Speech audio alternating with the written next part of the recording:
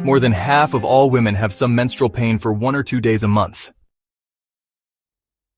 Dysmenorrhea is a Greek term for painful monthly bleeding. More than half of women who menstruate have some pain for 1 to 2 days each month. Usually the pain is mild, but for some women, the pain is so severe that it keeps them from doing their normal activities for several days a month. Primary dysmenorrhea begins within about 2 years of menarche, or once ovulatory cycles have been established. It is more often a diagnosis made in adolescents and young adults. The cyclic pain starts within a few hours of the onset of menses and usually resolves within 72 hours. The pain is located midline in the pelvis and may radiate to the lumbar area of the back or upper legs. It may be crampy and episodic and is usually similar in each menstrual cycle. Concomitant symptoms may include nausea, vomiting, headaches, dizziness, fatigue, and sleep difficulties. The cause of pain is believed due to the hypersecretion of prostaglandins from the endometrium, the lining of the uterus.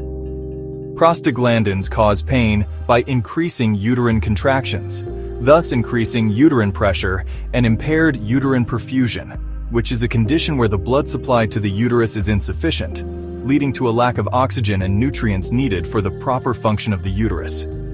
This hypoxia, or lack of sufficient oxygen caused by impaired uterine perfusion, and the metabolites from anaerobic metabolism, the cellular process that breaks down glucose without using oxygen, also play a role in the origin of pain experienced in dysmenorrhea. The mechanism by which prostaglandins are produced actually starts with the breakdown of endometrial tissue, which frees up phospholipids. These phospholipids are then converted to arachidonic acid. Next, this arachidonic acid is converted to prostacyclins, prostaglandins, and thromboxane through the action of the enzyme cyclooxygenase. The resulting products, prostaglandin F2-alpha and prostaglandin E2, both increase the uterine tone and cause these very high-amplitude contractions of the uterus.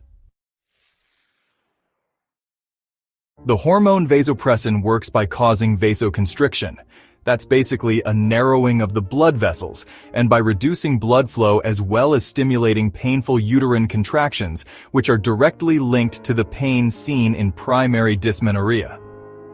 Another variable is the presence of leukotriene that play an important role in the immune system, especially in inflammation, and are also associated with an increase in uterine contractions.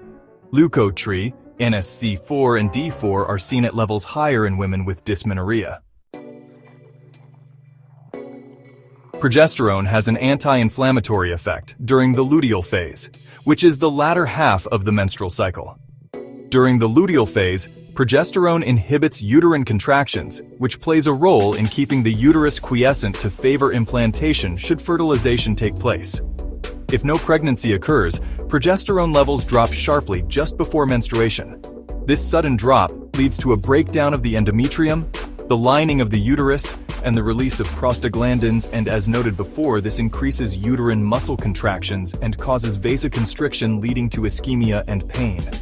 This sudden drop in progesterone just prior to menses explains the timing of menstrual cramps, or dysmenorrhea. NSAIDs such as aspirin, ibuprofen, and naproxen have been shown to be effective in the treatment of dysmenorrhea.